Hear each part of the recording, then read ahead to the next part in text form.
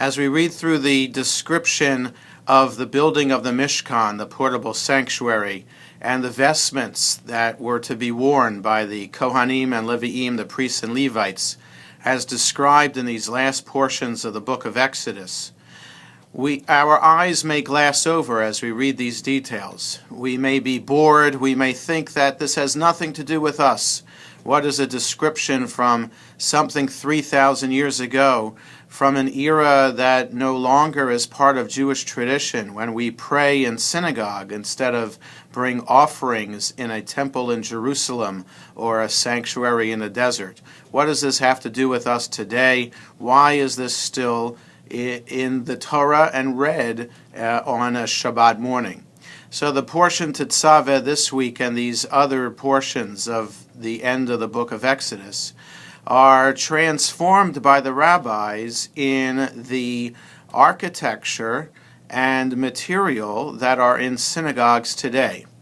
We are quite familiar with the Ner Tamid, the eternal light that hangs over the ark in every synagogue around the world.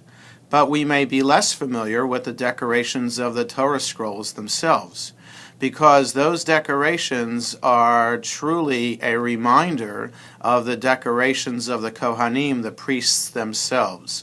The vestments of the Kohanim, the bottom of their robes, were supposed to be adorned with bells, so that wherever they walked, the people could hear the Kohanim approach. And so, on many Torah scrolls today, the ornaments on the two handles that stick up from the Torah mantle are adorned either with a crown or individual crowns that have bells on them.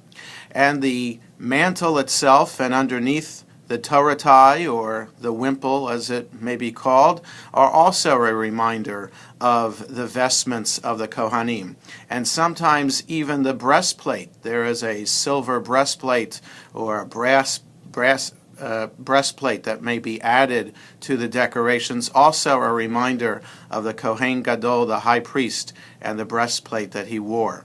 And so, as we read these details, we may first think that it is anachronistic, but we should also be reminded of the vestments and the material in our synagogues today, as the rabbis are teaching us, trying to bring the Torah to life, trying for us to always remember what the temple in Jerusalem was like, so that our prayers for a restored Jerusalem and a united Jewish community may come true. Shabbat Shalom.